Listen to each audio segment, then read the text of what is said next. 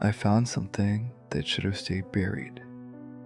Now it's inside my home, and I don't think prayer will be enough. I never believed in wishes, not really, but I believed in the stories, in the histories buried beneath centuries of dust and deliberate forgetting. That's what drew me to archaeology in the first place. I was 7 years old when my grandfather told me about the old ones. The spirits that walked between worlds, granting desires to those desperate or foolish enough to seek them out. He said they were real once, before men forgot how to call them, before fear turned to skepticism.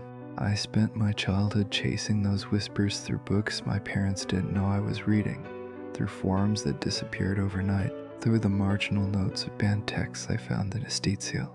By the time I turned 32, I had 2 doctorates, a failed marriage, and an obsession that had cost me everything I should have cared about. None of it mattered the day I found the manuscript. It was August, unbearably hot. I was in Lahore, Pakistan, supposedly consulting on a minor restoration project at the Punjab Public Library. The real reason I was there had nothing to do with the official paperwork. 3 months earlier, I'd received an anonymous email containing a single photograph.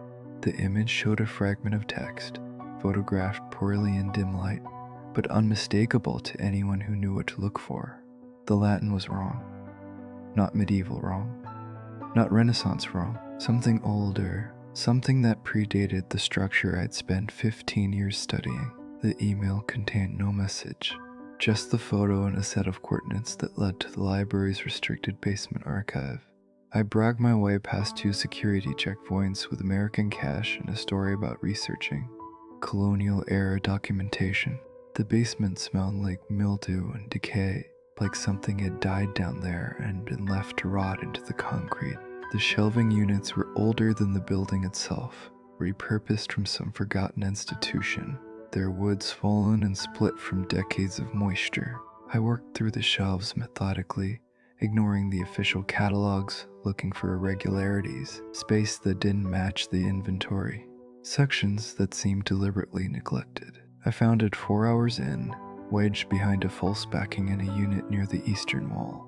Someone had gone to extraordinary lengths to hide it. The manuscript wasn't stored in the climate-controlled cases reserved for rare documents. It was wrapped in oilcloth,